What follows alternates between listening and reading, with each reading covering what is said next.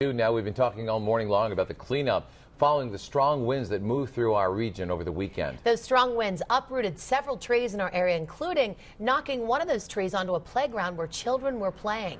This is what the Graham Bright Park looks like now after that large tree brought down several others with it.